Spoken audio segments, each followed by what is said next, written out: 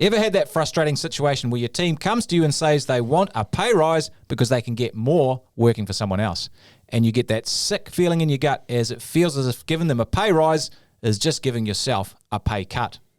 Tune into today's podcast where we talk through the strategies to deal with your team wanting more money and how you can deal with this in a way that everyone wins. Hi, I'm Tony Fraser-Jones, your host of the Profitable Tradie podcast. You should 100% follow because this is good stuff, Phil. My co-host, Phil Smith. How you doing, mate? Oh, fantastic, mate. Fan-bloody-tastic. That's good. Yeah. Coming in hot. You are, as always. As always. Full of beans.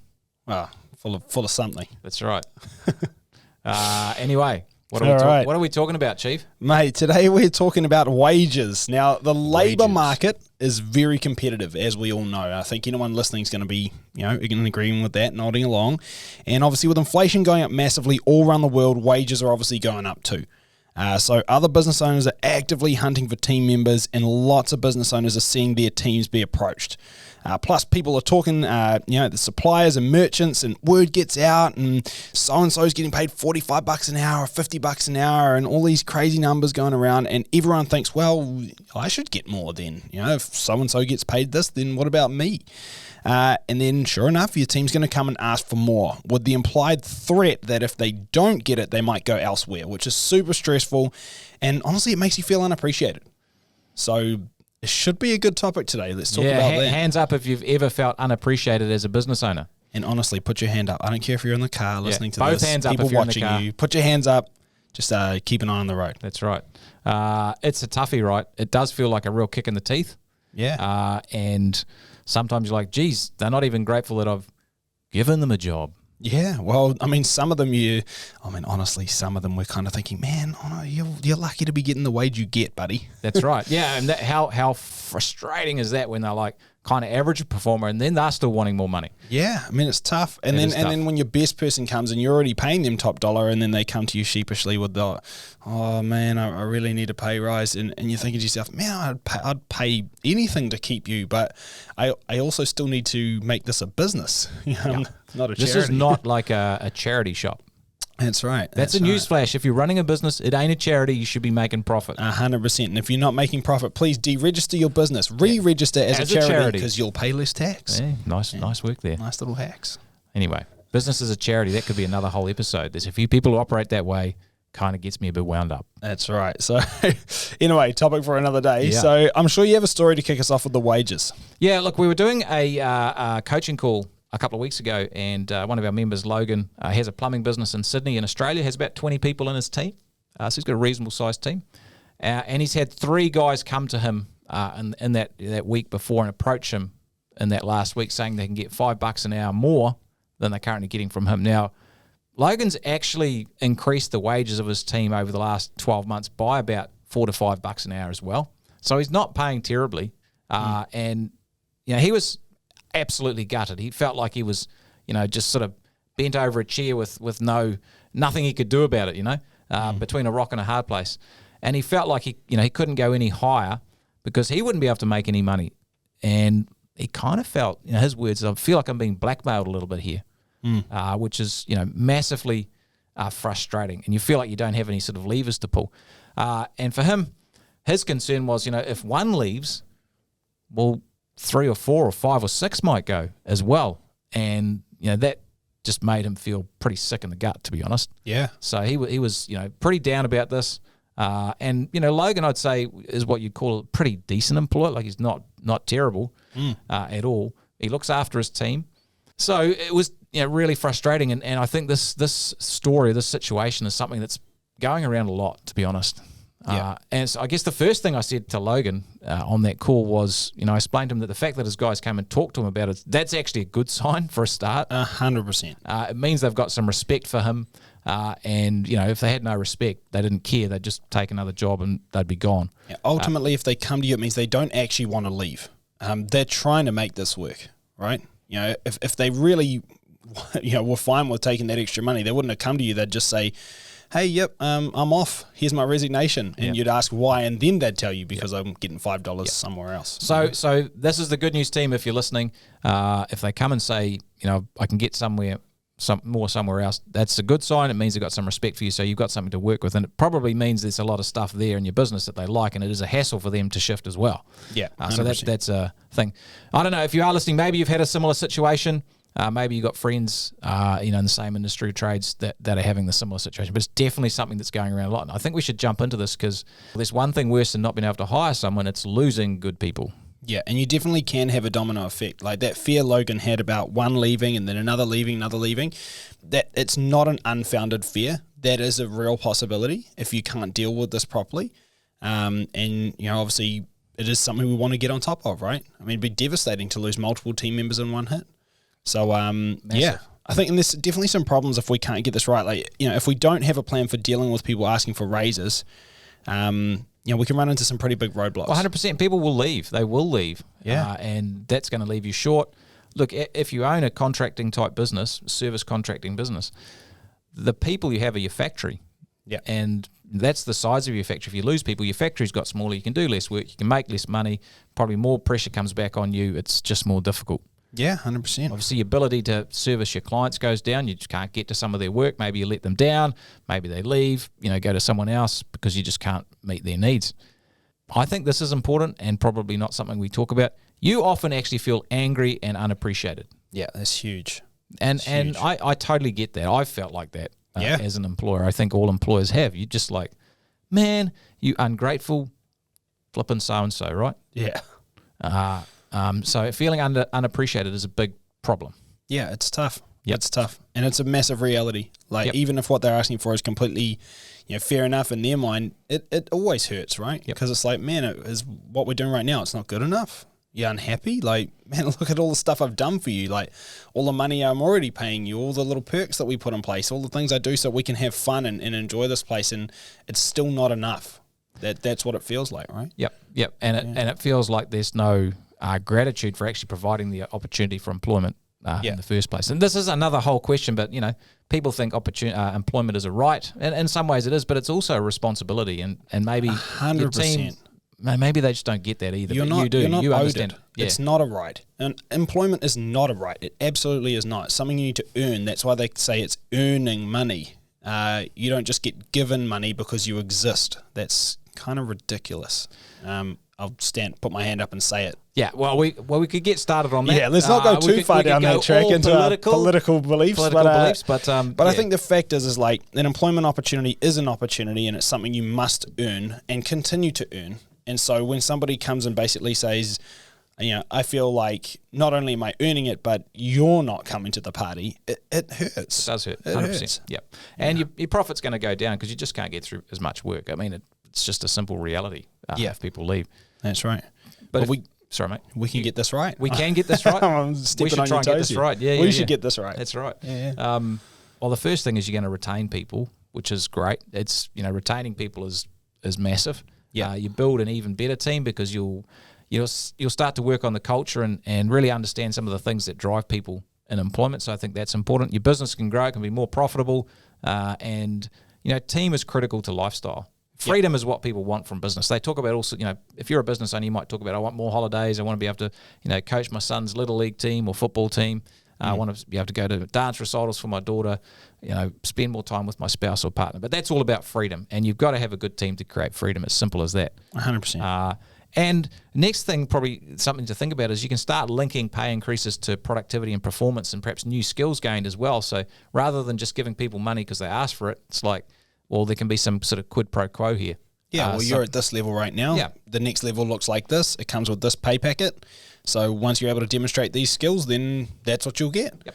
And actually what that does is it actually creates a lot of future for them because they start to see a pathway. So rather than I just need to be paid because I'm still here, and if you want me to continue to still be here, then I need more money.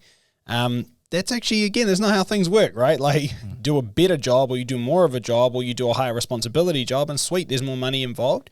But if they can see the pathway, where I need to work to, and what I need to improve on, what I need to add, what strings to be added to my bow, then it's a lot clearer, and it can negate that whole thing of I need more money just because. Yeah. So we'll dig into all of this. Yeah. I guess the thing here that's really important to kick off with is you might feel unappreciated. You might think they're being unreasonable. and it might hurt. But the reality is you can't blame people for wanting the best they can get. Yeah, And you'd be the same. You can't blame your team for wanting to get the best result that they can get for themselves. Yeah. And so that's important. And inflation happens, prices go up, and wages do go up. Yeah, that 100%. is actually a reality of life. Yeah, well, I mean, like, you'd be looking at around right now, and I mean, I've even noticed the sandwich I used to always buy from the shop across the street. Man, before all the lockdowns, that was $6. It's $11 now. Seriously? $11. And I mean, this is sort of, I mean, it's been 2 years, but I feel like 2 years is not a normal price change to go from 6 to 11. There's a lot of factors in there, and inflation's a big part of it. You can't have the sandwich across the street, basically doubling in price, fuel doubling in price, rent going up, cost of everything going up, and somehow wages don't go up along with it. Like that, this is a natural thing. Maybe Linda's lunch bar has listened to our podcast on the power of price. Hey Linda, if you're listening, can you just turn this off, because I need to save money on my sandwich? Come on. But seriously, like, things can't go up and you stay the same. That's not how things work. So wages will go up, and we can't blame people for wanting the best that they can get. I think that's the first thing. And another thing here is, I think there's an attitude, and this may be a bit confronting if you're listening, and it's kind of an old attitude, but I think it's one we need to talk about. It's the attitude is that there's no way that this guy's worth that much. And I hear that a lot. There's no way he's worth that much, or no way she's worth that much. I think that's not particularly helpful sometimes, because sometimes, even if they're an average performer, the market has shifted, it's changed a lot, and they may well actually be worth that much on the open market now. Yeah. And I mean, again, things do change in price. My dad has a great little story he loves to tell me, which is, when I was young, I used to be able to go to the fish and chip shop, and I could get unlimited chips and 2 sausages and a piece of fish and blah, blah, blah, and it was all only $2. And I'm like, yeah, the future is now, old man. Like, the fact is, it's like, that was worth it then, but I mean, like, now, like, that's laughable. Of course, you couldn't do that. And so if back then you had said, the prices as they are now, people would have said, it's no way it's worth that much. And it's the same with your people, right? There's no way they're worth that much. I mean, I remember when you could get a, A-grade, top-level tradesman for $28 an hour, which, I mean, that's just ridiculous now. You can't do that. So I think the thing is they're worth more now, and people become worth more over time. They do. And Sparky Dad is wise. Yeah, my dad actually is an electrician. Yeah, Sparky Dad. Sparky Dad. And yeah, he loves his old stories. That's right. Mine's Farmer Dad. Farmer Dad. Farmer Dad. Yeah. Yeah, mate. Anyway. Salt of the earth, these guys. That's right. That's right. That's it says a lot about us, eh? Yeah. That's why we're brought up so well, mate. That's right. That's solid characters. That's it. So mate, I think, like, big thing for me is, because people do keep getting more and more valuable. I mean, like, prices go up. It's true. One of the best things to be is proactive, right? I think that's huge. So, if at all possible, if you can preempt or be proactive about how you deal with wages for your team, that is massive, a massively important thing to do. Much better to be on the front foot and be offering wage increases, as part of your process of managing your team, rather than fielding off offers from them when they come to you, because the power balance is totally different. That's right. So you need to keep the power. And this is something, as a leader and a manager, you actually need to be across, because these are your most important asset. They are the thing that are most valuable, frankly. So what we pay them it is kind of important. So, are we doing some regular performance reviews and having some discussions? Are we doing 20s? Are we, 20s a sort of 20-minute coaching session, which you teach our members to do, which are great. And do we have a regular salary review process in our business, at least annually, where we actually go through the salary of people and we do some benchmarking, figure out where things are at, and then tweak accordingly. Well, this is huge, because, I mean, Tony, if I come to you off my own back and say, hey, Tony, look, I've noticed that you're doing a bunch of great work, man, and actually you've leveled up to this next stage, and so I want to put your pay up. You'd be like, wow, man, I didn't expect that. But on the other hand, if you come to me and say, hey, Phil, I think I've been doing better work, blah, blah, blah, I want you to put my pay up, then if I do it, it's not a wow experience. It's a back to status quo. Yep. Whereas if I front foot it with you and I bring you a pay rise that you haven't yet asked for, then actually it's going from status quo to amazing. So rather than, being a low experience where they're unhappy and I've brought it back to normal, I'm able to take you from normal to great. And it's probably the same pay rise, but it's all about who has the power and who gets there first. So if you can preempt this stuff and be proactive, you have a really happy team. Whereas if you're always at their whim, and even though you're doing the same pay rises in the end, they're the ones which are unhappy and you're just bringing them back to normal. Yeah, right on, man. So hold the power and give the wow experience. Now, where do you want to sit with wages? I think that's an important topic. My take on this, and I'm really big on this, I think you want to be nearer the top. You want to be in the top 25%, at least of wages in your industry. And there's a simple reason for that. Good people want to be paid well, and they deserve to be paid well, and you want to have good people. So that's one thing. I mean, good people kind of understand that good people get paid more. Yeah. And so we want to do that. Be in the top 25%. You don't have to be the exact top, and there's some other reasons for that which we'll bust into, but try and be in the top 25%. The other thing with that is it actually gives you some power. Yeah. Because if you are, nearer the top, then you've got more leverage than they have, if that makes sense. Because, well, where else are they going to go? Yeah. And you're getting paid good money to be here, so I can expect a higher level of performance. I'm going to get more people that are coming to me because the word gets out, right? Like, hey, Tony pays great, great hourly rate. So you're going to have more people coming to you rather than you're scraping around to try to get somebody and convince them to come for that low wage. Like, there's heaps of benefits to this. Good people are better. Like, good people are way more productive as well, so it's probably worth it. If you have a cracker tradesperson, they're worth 1.5 of an average one. Yeah, Mike McCallowitz talks about the old A's and B's, right? Yeah, so, if you have an A, someone who you'd rate as an A, they're amazing. You have people that are like B, they're okay. People that are C, that are, honestly, they're lucky to still be employed. So with that, Mike McCallowitz says 1A is worth 3 B's, and 1B is worth 3 C's. So the fact is, if all you can attract is B's and C's because you're not willing to pay the A's what they're all worth, you just need more of them to get the same amount of stuff done. And as a result, you probably pay the same, if not more, in the long run. Yep. So you're better to be able to attract those A-level players, right? And the other thing is, you think long-term about having great tradespeople. They can train your apprentices, and they'll do a good job of that, rather than average people who, they can't train people above the level they're at. So and they can step up to development opportunities. You're looking for ops managers, estimators, site supervisors, foremen. I mean, like, great tradesmen can step into these roles. Whereas, if you've got B-level or C-level tradesmen, now you have the added thing of having to hire above them in order to get any extra infrastructure, which they'll also be unhappy about because they're like, where's my opportunity? And now you've got another whole dynamic that you didn't want to deal with. This is the interesting thing. Like, the best performers who you pay well are less worried about. They whine less about money than average performers as well. 100%. It's like a weird thing. I never quite understand that, but it's definitely a thing, right? Yep, that's right. So the thing that, those top performers want, they just want recognition for the fact that they are good. They want to be recognized for that, and pay is one of the easiest scoreboards for them to get that. But usually they're not actually desperately in need of the pay. It's more of a, feeling appreciated. And I think that's real important.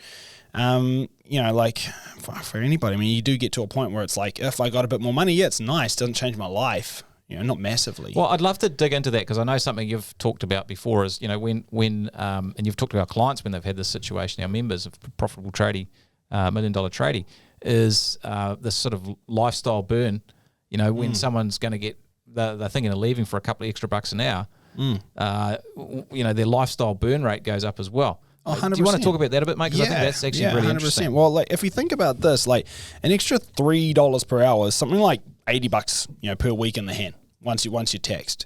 Now, if you talk about that with the guys, like, where is that $80 actually going to go? I think is the first thing you want to think about. Now, again, even a $2 an hour pay rise, like $2 an hour. They work 40 hours a week. That's $80, but then tax comes off, which is why $3 an hour you really net 80. But, whatever it is, $2 or $3 an hour is a substantial pay rise, and you probably got, $50 to $80 in your hand after tax as the employee. Now, what do you do with that? For a lot of you guys, they're younger guys, and honestly, that's probably one round at the bar. That's one round in after-work beers. Or, it's a round of golf on the weekend. Or honestly, it's an Uber drive to the party and back. That's it.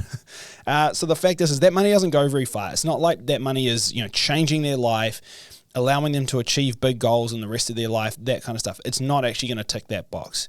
So when you start talking about this, it's like, what's really in it for you? What are you going to do with that extra money? What are you trying to achieve? oh, just, it'd be good to have the extra money. I'm like, cool, what for? Like, I really want you to be able to put this to good use and achieve your goals. No one wants money.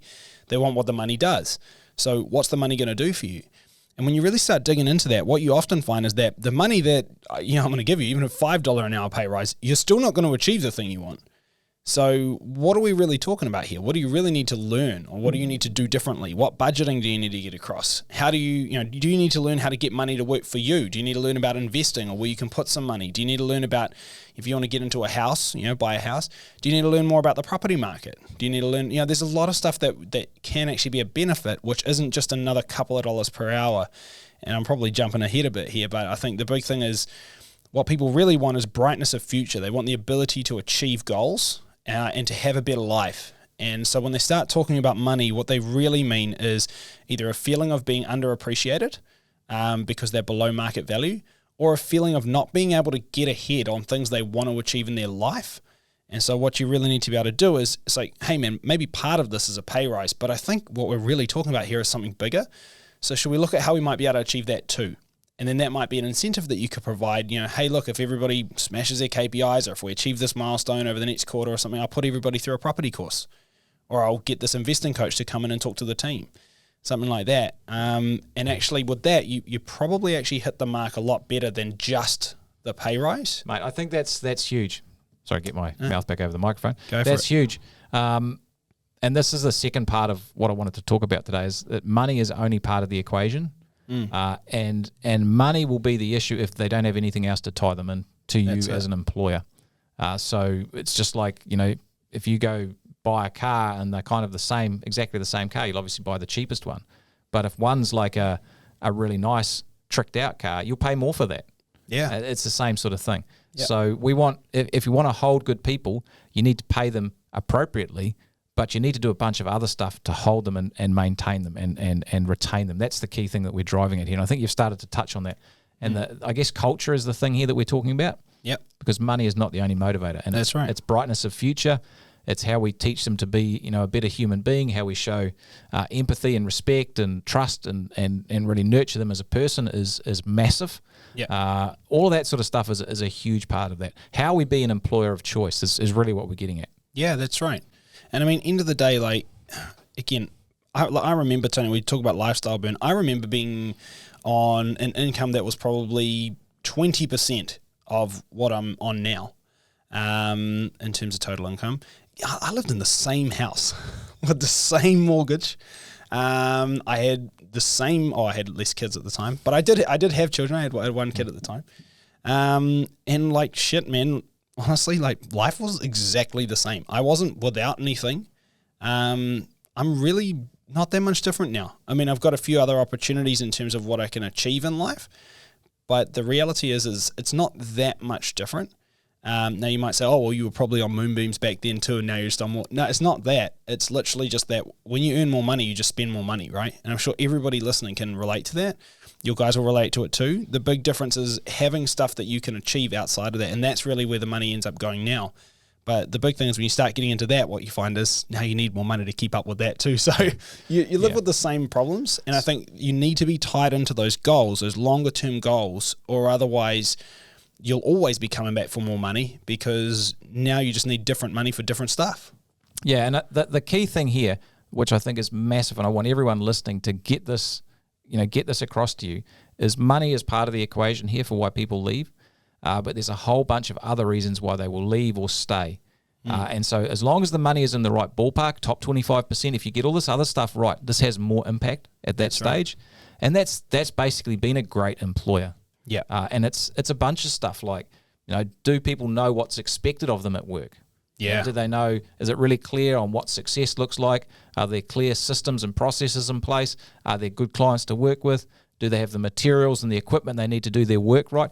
For example, I was talking with a business the other day who has employed some staff who had come from a business where the supplies were often not delivered to the job site till lunchtime. This kept happening, and the people were sitting around all day. It was disorganized. Yeah, it just made a horrible experience for the employees. So being organized, for example, is a great thing.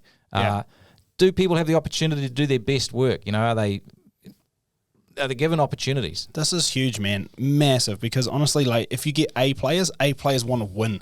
That's why they're A players. That's how they got there. So if you don't give them opportunities to win and opportunities to be great, they become super unsatisfied. Yeah.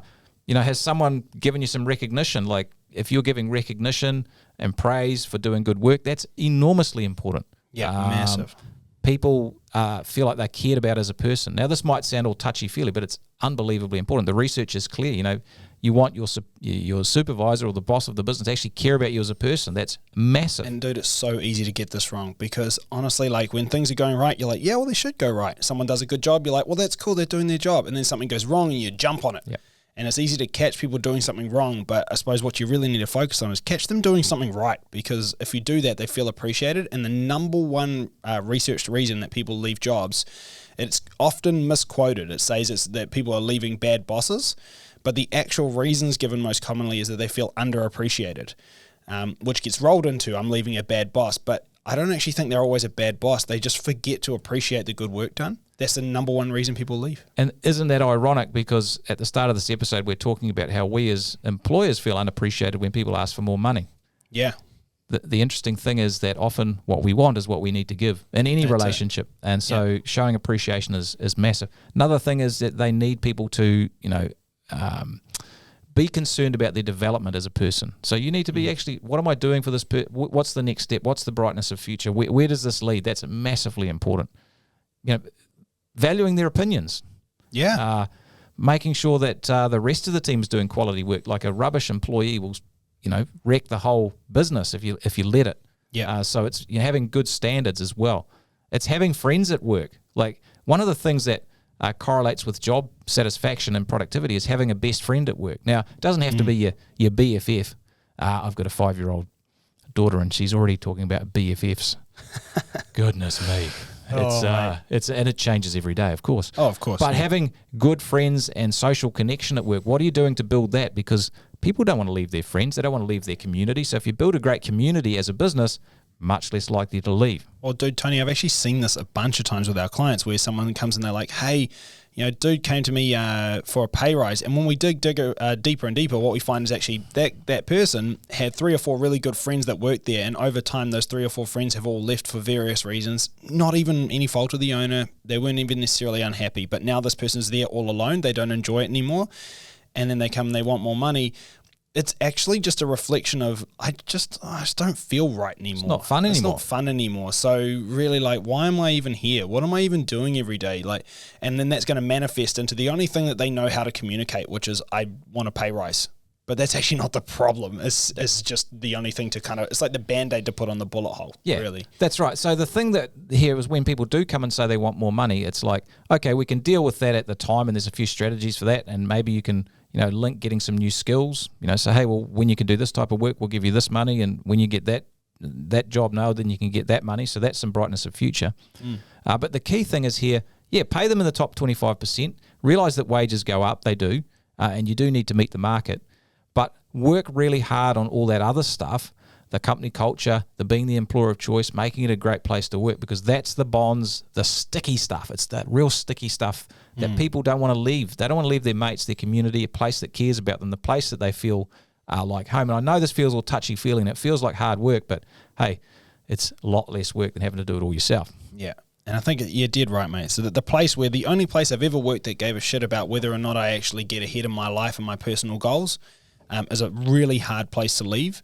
Because if I get a couple of dollars extra per hour somewhere else, but I don't get any of that development or achievement of long-term goals, it's actually not as fulfilling. And I think the lock nut on top of all of this, for any of you listening thinking, this is all great, but where does the money come from? You pass it on to your clients, okay? That's the whole key here, is that you should make the same margin on the new rate, okay? You pass that on. Yeah, and this is huge. So your job is to, have a margin between what it costs you and what you charge your clients. And so if your costs go up, then we need to pass that on to our clients, and that's unbelievably important. And in this environment, people understand that that's happening all the time. Yeah. Now, it's easy if you've got short-term contracts or quick turnarounds. For some of you listening, and for Logan in this at the start here, he had a bunch of really long-term contracts, which made that difficult to do. Yep.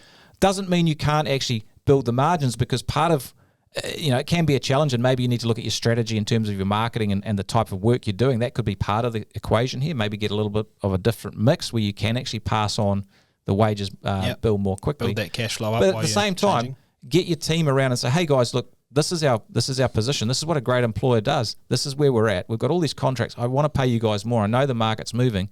Hey, let's talk about how we can make this work. How can we build the productivity of the business? How can we get more savvy so that it's taking us less time, there's less mistakes? Where are we losing time right now? Where are we losing time? And you can get some of the margin back that way as well. It doesn't all have to come through price, although you definitely should be looking at that. But it can come by getting the team invested and making it a win-win as well. Yep, and if you're worried about passing that on, guys, just remember my little sandwich story.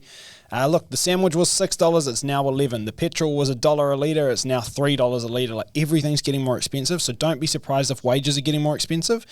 And don't feel weird about your service becoming more expensive. It's the same market, all right? It would 100%. Be ridiculous for everything to get more expensive, but your prices stay the same. That's nuts. So, look, the value of your staff goes up, the value of your service goes up too. This is a normal thing, and people are not going to balk because it makes sense. Not if they want the jobs done. Yeah, and if they say, hey, that's weird, it seems quite expensive, you're like, yeah, well, sweet, man. Look at my wage bill. Yeah, and look at the sandwich across the street. Look at the price of gas. Look at the price of everything. Look, mate, shit gets more expensive. Sorry. That's right. Yeah.